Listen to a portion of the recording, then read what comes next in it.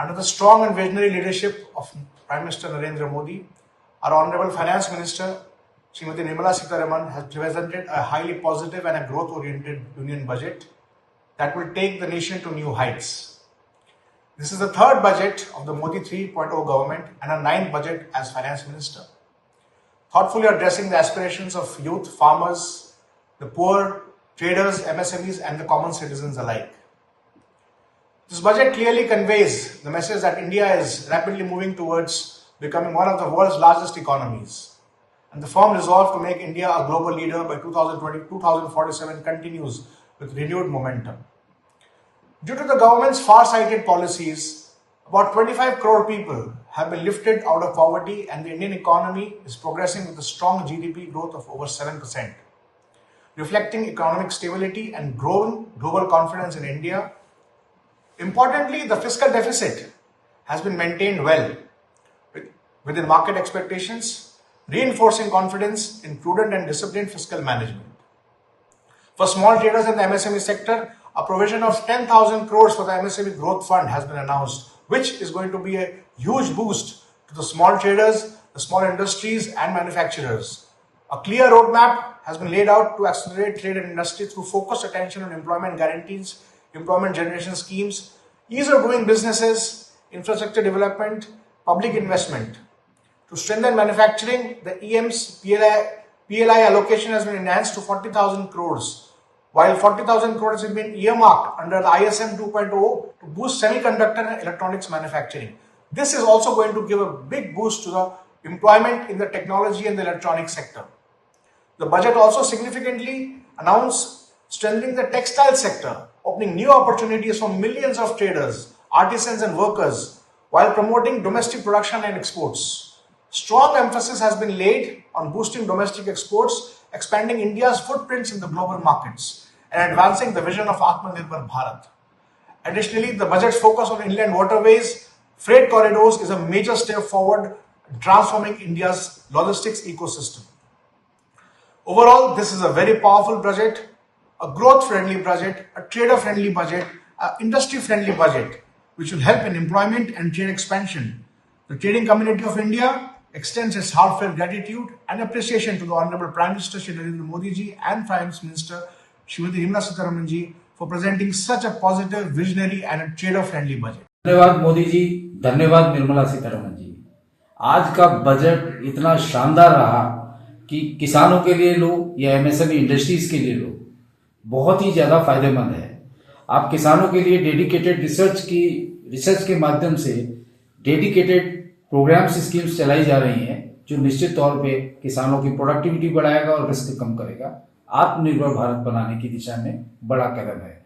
MSME industries के लिए बढ़ाने के लिए कई सारे प्रोग्राम्स चालू किए गए और 10,000 करोड़ का एक डेडिकेटेड फंड दिया गया है, जिससे निश्चित तौर पे स्वदेशी भारतीय व्यापार जो बढ़ाने की बात लगातार आदरणीय प्रधानमंत्री जी कर रहे हैं, उसी दिशा में ये बहुत ही सकारात्मक साबित होगा। आज हमारे देश का बजट हमारे यशस्वी प्रधानमंत्री श्री नरेंद्र मोदी जी के नेतृत्व में हमारी वित्त मंत्री आदरणीय श्री निर्मला सीतारमण द्वारा 9वीं बार जो पेश किया है, यह दूरदर्शी और देश को मजबूत बनाने वाला, सशक्त बनाने वाले, आने वाले दिनों में देश का रोड मैप तय करने वाला और 2047 तक भारत को विश्व गुरु बनाने वाला बजट है, जिसमें सभी घटकों को संतुलित रखते हुए खासकर एमएसएमई और जो हमारे उत्पादन बढ़ाने की वाली जो सोच रखी है, वो आने वाले दिनों में देश में बहुत बड़े पैमाने पर रोजगार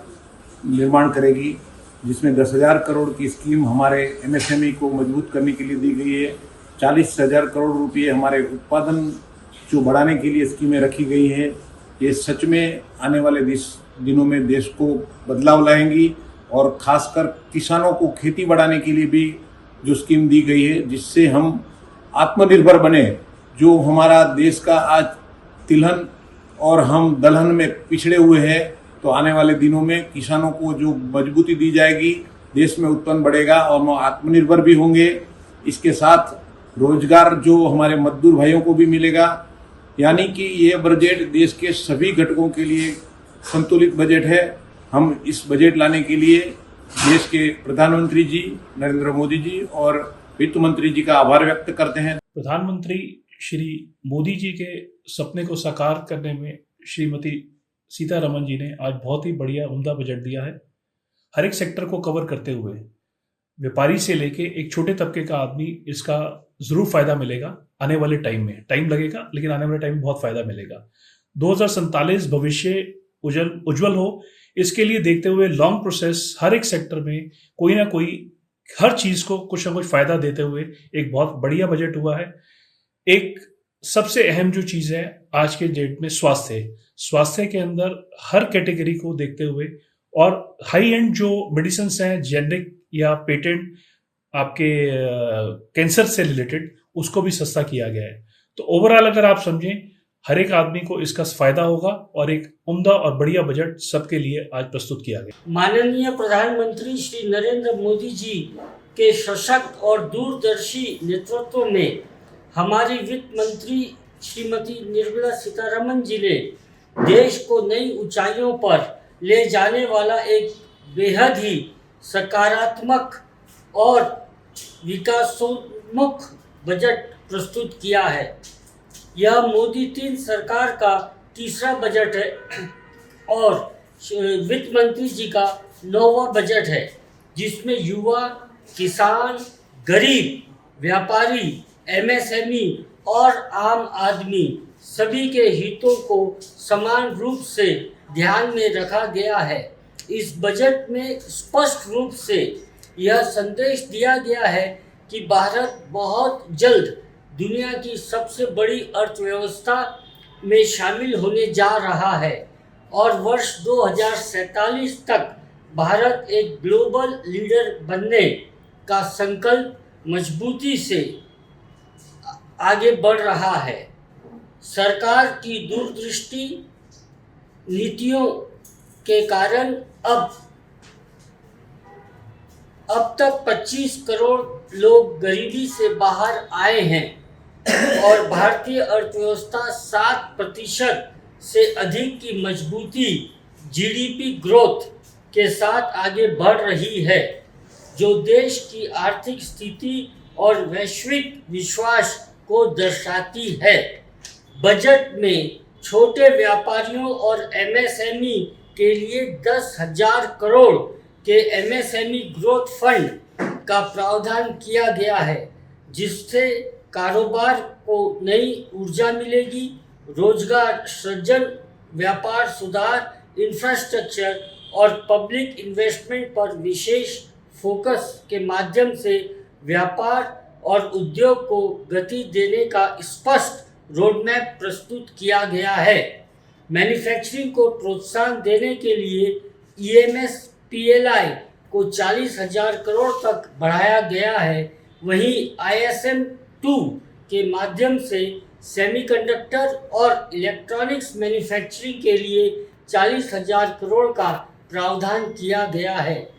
इसके साथ ही टेक्सटाइल सेक्टर को मजबूती देने की घोषणाएं लाखों व्यापारियों, कारोबारियों और श्रमिकों के लिए नए अवसर प्रदान करेगी तथा घरेलू उत्पादन और निर्यात को बढ़ावा मिलेगा।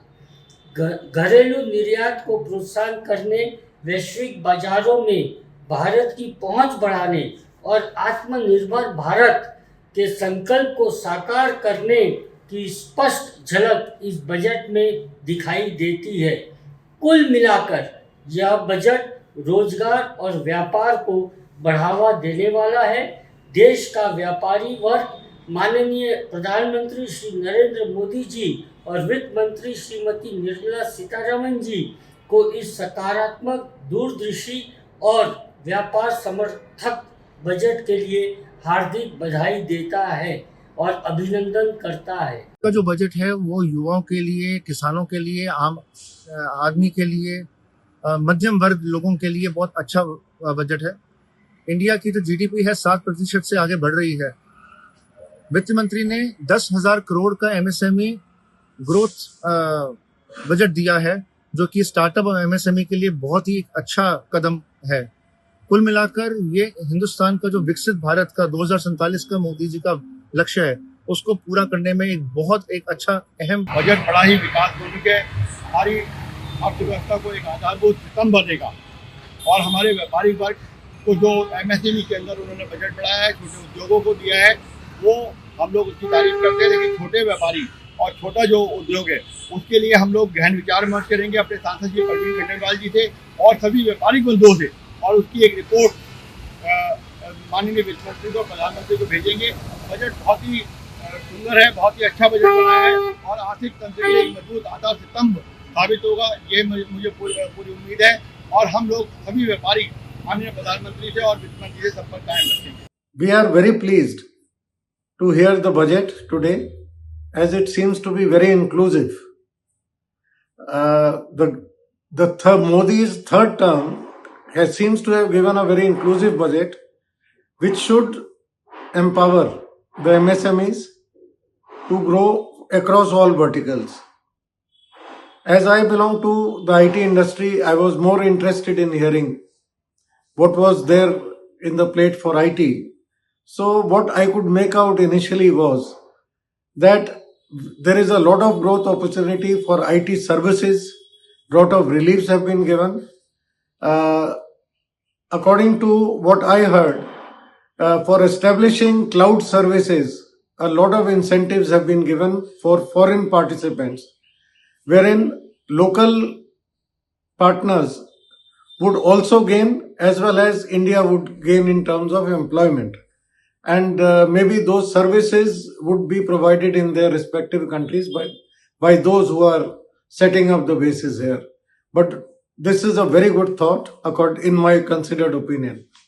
Other than this, there was a mention of a lot of concessions for critical medicines on cancer, then turning India into a medical tourism hub in maybe 3 to 4 different points in India. One could even hear of hill states getting more tourism in terms of mountaineering and related activities. There was a lot of mention about coastal areas where cashews and other such products and even coconuts would be encouraged by government incentive schemes, etc. Women have not been left out after the Ladli Behan scheme, Lakhpati Ladli scheme. I think there was more mention of taking the women upwards, and I think the rural women would stand to gain more, and our urban women who are engaged in the field of exports, there is a room for them also. The details of this complete budget would be analyzed once we go through the entire thing, and relating to our industry, we will, if anything has been left out, we will definitely bring it up. And fortunately, our CATE National General Secretary Praveen Khandelwal ji is in a position to bring up our issue if it has been left out, and to get the necessary remedial action. Because this present government is very conducive to take the MSMEs upwards, and we are very hopeful that the details already of the budget would be very conducive. However, if anything is left out, we will bring it up, and this government will take a considerate view of that. This has marked such a pivotal moment for India's growth trajectory, along with every trader who powers our vibrant marketplaces. So I would really like to commend our Indian government for this impeccable budget, because they have placed a great amount of focus on strengthening MSMEs through dedicated growth funds and enhanced liquidity mechanisms. So this will empower small business owners who are integral to trade networks. So by promoting faster payments, robust credit channels, this budget helps ensure market resilience and sustainable business expansion. I would also like to specifically acknowledge Shri Praveen Khandelwal ji, our lifelong advocate for traders, as Secretary General of the Confederation of All India Traders and now representative of Chandni Chowk. he has consistently championed the interests of market communities and played a key role in ensuring policies reflect the need of traders.